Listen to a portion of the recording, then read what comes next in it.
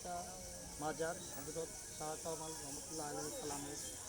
বাংলাদেশে যে ৩৬০ জন আউলিয়া এসেছিলেন প্রথমে ধর্ম প্রচার করার জন্য, তার মধ্যে উনি একজন ছিলেন। এখানে এটা জামালপুর জেলার দেওয়ানগঞ্জ উপজেলার ডিগ্রিচর অবস্থিত। এখানে দূর দূরান্ত থেকে অনেক লোকজন আসে।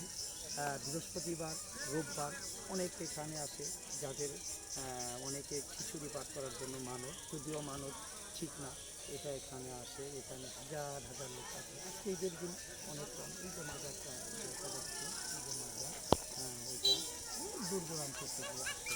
এটা পুরা ইন্ডিয়ার মধ্যে এসেছেন, এই ধানক্ষেত পর্যন্ত আমাদের বাংলাদেশ। আপনারা ইচ্ছে করলে এখানে এসে অবসর সময়টা বিনোদন করে যেতে পারবেন। সবাইকে অসংখ্য ধন্যবাদ। সবাই ভালো থাকেন। ঈদ মোবারক।